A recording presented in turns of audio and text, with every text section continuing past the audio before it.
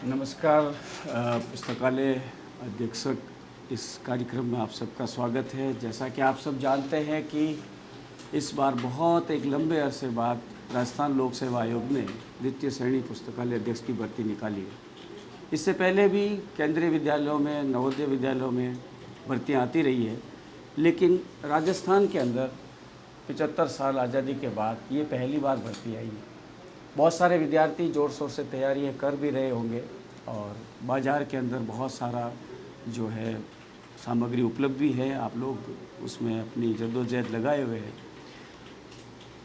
आपकी अग्रिम सफलता के लिए मैं बधाई देता हूं, लेकिन साथियों एक चीज़ मैं कहना चाहूँगा कि लाइब्रेरियन की जो भर्ती है वो पहली बार आई है। बहुत सारे विद्यार्थियों को ऐसा लगता है कि जैसे शिक्षक भर्ती है, 3rd ग्रेड है, 2nd ग्रेड है, 1st ग्रेड है, उसी तरह से लाइब्रेरियन का जॉब भी बहुत सरल है, बहुत आसानी से नौकरी से निकल जाएगी। यहाँ मैं ये नहीं कह रहा हूँ कि मैं लाइब्रेरियन हूँ इसलिए अपने इस विषय की या अपने ज्ञान की कुछ ही बात बता रहा हूँ, लेकिन सच ये है कि लाइब्रेरियन एक ऐसा प्रोफेशन, एक ऐसा व्यवसाय है जो एक तकनीकी विषय है और बहुत तार्किक विषय है। इस जॉब के अंदर उन्हीं विद्यार्थियों को आना चाहिए जो आगे जाकर बहुत ऊंचाई पे जाना चाहते हैं, और जो विद्यार्थी उनके संपर्क में है उनको बहुत ऊंचाई तक ले जाने के उनके ऊपर जिम्मेदारी होती है।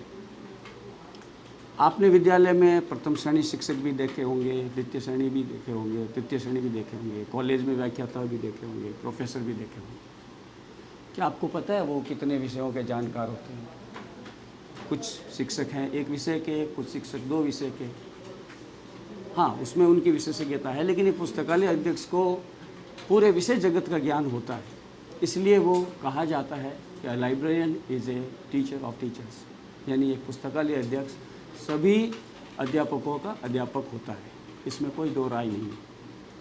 हाँ, आज जिस बात पर जो चर्चा कर रहे हैं कि आप सभी लोग सरकारी किसी भी महकमे में अगर लाइब्रेरियन या पुस्तकालय अध्यक्ष बनना चाहते हैं तो उसके लिए क्या क्या योग्यताएं होनी चाहिए, क्या क्या उसके मापदंड होने चाहिए, उसके बारे में मैं रोशनी डालना चाहूँगा। बात करते हैं शुरुआत में विद्यालय स्तर पर, जहाँ सबसे छोटा पद पुस्तकालय का शुरू होता है, पुस्तकालय अटेंडेंट, पुस्तकालय सहायक। उसके लिए दोस्तों बहुत सारे विश्वविद्यालय, बहुत सारे ऐसी जगह हैं भारत में जो उसके लिए 6 महीने का एक पाठ्यक्रम चलाते हैं, जिसको CLIS बोलते हैं, certificate in library and information science.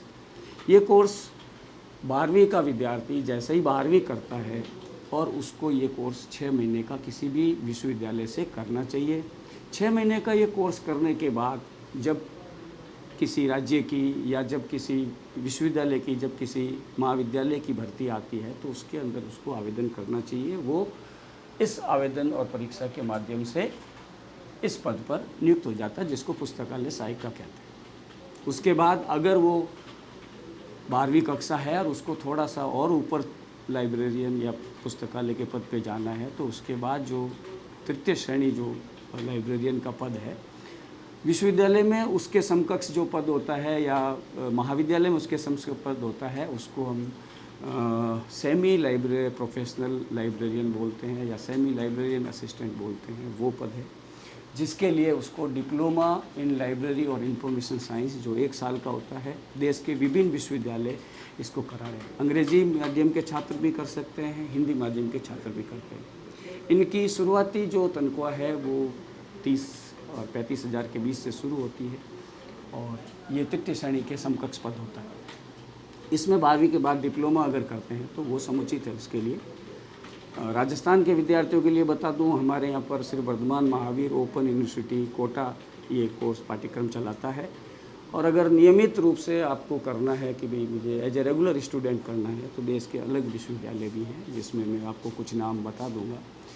Punjab विश्वविद्यालय एक ख्यात नाम है, अलीगढ़ मुस्लिम यूनिवर्सिटी एक ख्यात नाम है, बनारस हिंदू यूनिवर्सिटी, मद्रास विश्वविद्यालय, हैदराबाद विश्वविद्यालय, ऐसे विश्वविद्यालय है जहाँ से आप 1 वर्षीय ये पाठ्यक्रम कर सकते हैं और लाइब्रेरी के अंदर अपना भाग्य आजमा सकते हैं, उत्तम कैरियर बना सकते हैं। उसके बाद बात आती है द्वितीय श्रेणी या उसके समकक्ष लाइब्रेरियन पद की। जो इस वक्त राजस्थान लोक सेवा आयोग ने द्वितीय श्रेणी माध्यमिक शिक्षा विभाग में निकाली है, उसके लिए राजस्थान लोक सेवा आयोग ने जो योग्यता रखी है, स्नातक या फिर पुस्तकालय विज्ञान में डिप्लोमा होना चाहिए, यानी डिप्लोमा इन लाइब्रेरी और इंफॉर्मेशन साइंस। तो मेरे कई विद्यार्थियों को या जो लाइब्रेरी साइंस के जानकार हैं उनको ये विदित है कि वो इस चीज़ में कर रहे हैं और तैयारी कर रहे हैं। उसके लिए मैं आपको अग्रिम बधाई देता हूँ। आप कठिन परिश्रम कीजिए, सफलता बिल्कुल सुनिश्चित होगी। और शुरुआती जो तनख्वाह है, अगर इसको 2 साल के प्रोबेशन की बात करें तो ये 50,000 के आसपास मिलती, जो काफ़ी एक द्वितीय श्रेणी शिक्षक की तुलना में एक लाइब्रेरियन के लिए बहुत अच्छा और बढ़िया ये करियर है। वहीं इसी पद के समकक्ष अगर हम विश्वविद्यालयों में बात करते हैं, अखिल भारतीय आयुर्विज्ञान संस्थान की बात करते हैं, भारतीय प्रौद्योगिकी संस्थान IITs की बात करते हैं, भारतीय मैनेजमेंट प्रबंधन संस्थान IIM की बात करते हैं, या और किसी संस्थान की बात करते हैं, लोक सेवा आयोग में लाइब्रेरियन के पद आते हैं, लोकसभा सचिवालय में आयुक्त पद आते हैं, तो या राष्ट्रीय पुस्तकालय संघ या फिर राष्ट्रीय पुस्तकालय कलकत्ता में पद आते हैं, तो ये भी द्वितीय श्रेणी का पद है। लेकिन उसके अंदर आप स्नातक और पुस्तकालय विज्ञान में स्नातक होने चाहिए, बैचलर ऑफ लाइब्रेरी और इंफॉर्मेशन साइंस। बात राजस्थान की अगर करूं तो वर्धमान महावीर ओपन यूनिवर्सिटी इसको करवाती है, और अगर नियमित रूप से इस पाठ्यक्रम को आप करना चाहते हैं तो हमारे यहाँ पर राजस्थान विश्वविद्यालय जयपुर, मोहनलाल सुखाड़िया विश्वविद्यालय उदयपुर और कुछ निजी विश्वविद्यालय भी इसकी उपाधि करवाते हैं, जैसे आपके जयपुर के 2-3 विश्वविद्यालय है और उदयपुर के 1-2 विश्वविद्यालय। जोधपुर और आसपास ऐसा अभी कोई विश्वविद्यालय नहीं है जो पुस्तकालय विज्ञान में स्नातक की उपाधि करवाता है। इस उपाधि के बाद आप राजस्थान में तो द्वितीय श्रेणी का ही इसका पद है, लेकिन अगर आप विश्वविद्यालय या किसी राष्ट्रीय संस्थान या किसी राष्ट्रीय शोध संस्थान में अगर एज ए लाइब्रेरियन आप जाना चाहते हैं या लाइब्रेरी के पद पे जाना चाहते हैं तो उसमें 3 पद होते हैं, semi professional assistant, professional assistant और सीनियर प्रोफेशनल असिस्टेंट, जो लगभग द्वितीय श्रेणी और प्रथम श्रेणी के समकक्ष होते हैं। इसमें स्नातक होना चाहिए और लाइब्रेरी और इंफॉर्मेशन साइंस का भी स्नातक होना चाहिए, यानी पुस्तकालय और सूचना विज्ञान में भी स्नातक होना चाहिए। बात करते हैं इससे ऊपर के पद की, जो व्याख्याता के समकक्ष होता है या फर्स्ट ग्रेड के समकक्ष होता है। और एक और अच्छी खुशखबरी आप सभी को मैं देना चाहूँगा इस वक्त की, CBSE यानी central board of secondary education ने पिछले 3 साल में पुस्तकालय और सूचना विज्ञान को कक्षा 11वीं और कक्षा 12वीं के अंदर एक विषय के रूप में रखा है। तो आपको दोहरे फायदे हैं, एक तो आप शिक्षक के रूप में भी पुस्तकालय अध्यक्ष बन सकते हैं, दूसरा पुस्तकालय संचालन में भी आप प्रथम श्रेणी के पुस्तकालय अध्यक्ष बन सकते हैं। राजस्थान में भी लगभग 60 पद जो है फर्स्ट ग्रेड के अभी खाली है, और आने वाले दिनों में उम्मीद करते हैं कि फर्स्ट ग्रेड पर सीधी भर्ती लाइब्रेरियन की आपको देखने को मिले। हाँ, कुछ ही टाइम बाद, कुछ ही समय बाद आपके नवोदय विद्यालय के अंदर फर्स्ट ग्रेड लाइब्रेरियन शिक्षक की भर्ती आने वाली है। तो लाइब्रेरियन एक ऐसा पद है जो शिक्षक भी बन सकता है और एक लाइब्रेरी संचालन भी कर सकता है। तो फर्स्ट ग्रेड की सैलरी लगभग 65,000 के बराबर होती है। इस फर्स्ट ग्रेड के समकक्ष बहुत सारे शोध संस्थान, राष्ट्रीय स्तर की विश्वविद्यालय, राष्ट्रीय स्तर के तकनीकी विश्वविद्यालय, इन सब के अंदर भी फर्स्ट ग्रेड की भर्ती आती है, जिनके जो आपकी सैलरी है लगभग 70 से 75,000 के बीच आपको पर मंथ मिलती है, सब ग्रॉस सैलरी मिला के। बात करते हैं अब गजटेड ऑफिसर, जिसको हम राजपत्रित अधिकारी कहते हैं। तो अभी कुछ समय पहले राजस्थान लोक सेवा आयोग ने कॉलेज आयुक्तालय में पुस्तकालय, सहायक पुस्तकालय के पद निकाले थे, और उसके पीछे पीछे संस्कृत शिक्षा में भी असिस्टेंट लाइब्रेरियन या सहायक पुस्तकालय के पद निकाले थे। जो कॉलेज के जो व्याख्याता हैं या कॉलेज के जिसको हम कहते हैं असिस्टेंट प्रोफेसर, उसके बराबर पद है, उसी के बराबर तनख्वाह है। ये यूनिवर्सिटी यानी विश्वविद्यालय और कॉलेज यानी महाविद्यालय के स्तर पर ये अधिकारी वर्ग का सबसे छोटे स्तर का पद है। इसकी जो योग्यता है वो मैं बता दूं मित्रों, इसमें आपको बैचलर ऑफ लाइब्रेरी और इंफॉर्मेशन साइंस यानी BLIS होना चाहिए, master of library information science UGC के अनुसार न्यूनतम 55% आपके होना चाहिए। उसके बाद राष्ट्रीय पात्रता परीक्षा नेट आपको उत्तीर्ण होनी चाहिए। पीएचडी है तो बहुत ही बेहतर है, और नहीं है तो भी कोई दिक्कत नहीं है, इसके लिए आप पात्र हो जाएंगे। उसके बाद राजस्थान लोक सेवा आयोग जो है उसका एक परीक्षा लेगा, उसके बाद साक्षात्कार लेगा, उसकी निर्धारित वरीयता सूची में आने पर आपको कॉलेज लाइब्रेरियन का पद मिल जाएगा, और आप एक असिस्टेंट प्रोफेसर या सहायक प्रोफेसर के बराबर वेतन लेंगे और उसके बराबर आपको पद मिलेगा। यहाँ के बाद जो भी बड़े पद हैं वो सब आपके कार्यानुभव, उसके बाद आपके तकनीकी, आपकी जो कॉन्फ्रेंस है या आपके वर्कशॉप्स हैं या आपने रिसर्च पेपर पढ़े हैं या फिर आपका कहीं योगदान रहा है लाइब्रेरी के अंदर, बहुत टेक्निकल रूप से बहुत आगे रहा है, तो उसके बाद 8 साल बाद आपका अगला प्रमोशन जो है वो एसोसिएट प्रोफेसर, अगर हम टीचिंग की बात करें, लाइब्रेरी साइंस टीचिंग की बात करें तो एसोसिएट प्रोफेसर के पद पर, और अगर यूनिवर्सिटी में बात करें या लाइब्रेरी की बात करें तो आप एसोसिएट लाइब्रेरियन भी बन सकते हैं, और जहां सैलरी आपकी लगभग 1.5 लाख से ऊपर पहुंच जाती है पर मंथ। सर्वोच्च पद जो अगर हम बात करूं तो लाइब्रेरियन होता है किसी भी यूनिवर्सिटी का, किसी भी कॉलेज का, और वो दोस्तों लाइब्रेरियन का जो पद है वो प्रोफेसर के समकालीन होता है। जैसा यूनिवर्सिटी में प्रोफेसर होता है वैसा लाइब्रेरी में भी प्रोफेसर होता है। चूँकि मैंने पहले ही बता दिया कि लाइब्रेरी और इंफॉर्मेशन साइंस विभाग जहाँ में लाइब्रेरी कोर्स कराए जाते हैं तो वो वहाँ पर एज ए टीचिंग प्रोफेसर भी ज्वाइन कर सकता है, और उसकी जो सैलरी है 2.25 लाख से 3 लाख के बीच में पर मंथ है। इस लेवल के जितने भी पद हैं वो देश के सब उच्च जो संस्थान है उनके ऊपर सुशोभित होते हैं। जैसे लोकसभा सचिवालय, राज्यसभा सचिवालय में अध्यक्ष लेवल का पद होता है, इंडियन इंजीनियरिंग्स में होता है, ओएनजीसी में होगा, एम्स के सारे पद जो है वो इसी कैटेगरी के होते हैं। नेशनल इम्यूनोलॉजी इंस्टीट्यूट है, इसरो है, इनक्लिबनेट है, इस सब में। एक और अच्छी बात है कि इनक्लिबनेट जो है आप सभी जानते हैं अहमदाबाद के अंदर, गांधीनगर के अंदर अब वो शिफ्ट हो गया है। लाइब्रेरी के लिए सबसे बड़ा संस्थान है जो देश की सभी विश्वविद्यालयों को नवीन तकनीकी लाइब्रेरी में आती है, उसकी ट्रेनिंग भी देता है, और नवीन तकनीक के जो भी सॉफ्टवेयर और दूसरी चीज़ें हैं वो उन विश्वविद्यालयों को उपलब्ध करवाता है ताकि उनकी लाइब्रेरियाँ उचित ढंग से चल सकें। इसमें जो पद मिलता है वो आपका साइंटिस्ट बी ग्रेड से शुरू होता है। अगर आप उस निर्धारित वरीयता में आते हैं और उसके परीक्षाओं को पास करते हैं तो आप साइंटिस्ट बी कैटेगरी में इनक्लिबनेट में भी ज्वाइन कर सकते हैं, इसरो में भी ज्वाइन कर सकते हैं। उसके बाद साइंटिस्ट सी आता है, फिर साइंटिस्ट डी आता है, फिर साइंटिस्ट ई आता है, फिर साइंटिस्ट एफ आता है, जो लाइब्रेरी का सबसे सीनियर मोस्ट पद होता है।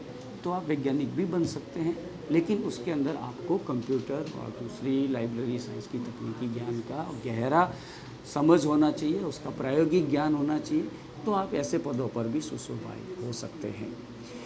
बात करते हैं विश्वविद्यालय की, तो विश्वविद्यालय में सबसे बड़ा जो पद माना जाता है, प्रबंध का जो पद माना जाता है, वो वाइस चांसलर का पद होता है, कुलपति का पद होता है। तो दोस्तों आज पुस्तकालय अध्यक्ष भी काफ़ी अलग अलग विश्वविद्यालयों में कुलपति का पद पर सुशोभित हो रहा है, और सबसे बड़े पद पर वो ग्रहीत है। ये आपके लिए एक मार्गदर्शन है कि एक छोटा सा लाइब्रेरियन जो स्कूल के 3rd ग्रेड से शुरू करता है, अगर उसको कैरियर की उड़ान लेनी है, उसको एक ऊंचाई पे जाना है, तो वो लोकसभा तक भी जा सकता है, वो इसरो के हेड लाइब्रेरियन तक भी जा सकता है, वो इनक्लिबनेट के हेड लाइब्रेरियन तक भी जा सकता है, वो किसी भी वैज्ञानिक संस्थान, किसी भी प्रबंध संस्थान, किसी भी इंजीनियरिंग संस्थान, किसी भी देश के बड़े संस्थान का सबसे बड़े पद पर जा सकता है। सीबीएसई इतना बड़ा बोर्ड है जिसका भी चीफ लाइब्रेरियन जो है वो प्रोफेसर ग्रेड का होता है। अब बात करता हूँ मैं भारतीय सेना की, भारतीय वायुसेना की और भारतीय रक्षा, तीनों जो है तंत्रों, उनमें भी अलग अलग लाइब्रेरियन होती हैं, और उनमें भी लाइब्रेरियन का जो पद है वो लाइब्रेरी साइंस के लोगों से ही भरा जाता है। इसके लिए अलग से रिक्तियाँ आती है आपके एसएससी स्टाफ कर्मचारी चयन केंद्रीय भर्ती बोर्ड या स्टाफ सिलेक्शन बोर्ड से, जहां पर द्वितीय श्रेणी और प्रथम श्रेणी के पदों की अलग अलग विभागों में भर्ती निकलती है। इंडियन रेलवे में भी निकलती है, इंडियन आपका जो आईटी सेक्टर है, बैंकों के अंदर विशेष भर्ती जो है आपकी लाइब्रेरियन की निकलती है। तो कुल मिलाकर ये कहना चाहूँगा मैं कि लाइब्रेरियन का जो पद है वो कोई साधारण पद नहीं है, वो एक तकनीकी, एक उच्च प्रोफेशनल, एक व्यावसायिक और एक ज्ञानसुधा पद है। तो मित्रों, आपसे निवेदन है कि जिन्होंने भी 12th कर लिया है या 12वीं कर लिया है, वो देर न करें, क्योंकि अब राजस्थान लोक सेवा आयोग ने जब द्वितीय श्रेणी की निकाली है, तो राजस्थान अधीनस्थ और मंत्रालय सेवा वर्ग जो है तृतीय श्रेणी लाइब्रेरियन के पद 500 सैंक्शन कर चुका है। जो विद्यार्थी इस वक्त 12वीं कर चुके हैं, उनको डिप्लोमा इन लाइब्रेरी साइंस में फॉर्म भर देना चाहिए, अगर उनको लाइब्रेरियन की 3rd ग्रेड की पद पर रुचि है, तो वो इस फॉर्म को भर दीजिए, और जब भर्ती आएगी तो उसमें योग्य हो जाएंगे, उसमें बैठ सकते हैं। प्रतिज्ञा क्लास मांझी के हत्थे में सुभाष सर के नेतृत्व में एक 3rd ग्रेड का बैच लाइब्रेरियन का भी शुरू करने जा रहे हैं। ये पहला ऑफलाइन बैच होगा जो पश्चिमी राजस्थान में सिर्फ जोधपुर में कराया जाएगा, वो भी प्रतिज्ञा क्लास में हो रहा है। द्वितीय श्रेणी का बैच आरपीएससी का पहले से इस संस्थान में चल रहा है, और जैसा कि आपको पता है, काफ़ी हमारे मित्र लोग जो है वो ऑनलाइन प्लेटफॉर्म पर भी काफ़ी मशक्क़त कर रहे हैं और मेहनत कर रहे हैं। उनके लिए भी उनको मेरी बधाई है। लेकिन ऑनलाइन और ऑफलाइन में एक मित्रों बहुत बड़ा अंतर होता है। वो ये होता है कि ऑनलाइन में जो चीज़ वो लाइब्रेरियन बोल रहा है वो आप सिर्फ सुन सकते हैं, उसके बाद आपके मन में जो हज़ारों प्रश्न आते हैं उनके उत्तर देना या न देना उस व्यक्ति पर निर्भर करता है। जबकि ऑफलाइन में वैसा ही संबंध रहता है जैसा छात्र और अध्यापक के बीच में रहता है। एक बहुत अच्छा संचार रहता है, उसके बहुत सारे प्रश्नों का अनसुलझे प्रश्नों को सुलझाया जाता है। दूसरा, जो पुस्तकालय का ज्ञान मानक पुस्तकों से आपको कराया जाएगा वो ऑनलाइन में संभव नहीं है। ऑनलाइन एक निर्धारित प्रक्रिया है, जबकि ऑफलाइन जो है वो एक विस्तारित प्रक्रिया है। इस प्रकार अगर ये लगे कि हाँ, एक समुचित प्लेटफॉर्म हमें एक लाइब्रेरियन की दिशा में एक अच्छी जगह जाना है, एक अच्छी जगह करना है, तो आप प्रतिज्ञा क्लास का ऑफलाइन बैच ज्वाइन करें, जिसका टाइमिंग शाम 5:30 से 6:30 बजे है। 2nd ग्रेड और 3rd ग्रेड का बैच कुछ ही टाइम बाद हम शुरू करेंगे। आप सबका स्वागत है। आशा है, उम्मीद करता हूँ लाइब्रेरियन की जॉब के लिए सरकारी और निजी क्षेत्रों में जो जानकारी मैंने दी है उससे आप कुछ लाभान्वित होंगे। और भी आपको इसके संबंध में किसी प्रकार की कोई भी जानकारी आपको चाहिए तो नीचे आपको नंबर दिए हुए हैं, और कोचिंग संस्थान पे आप संपर्क करें, आपको निश्चित रूप से उसकी समुचित जानकारी दी जाएगी। धन्यवाद, नमस्कार।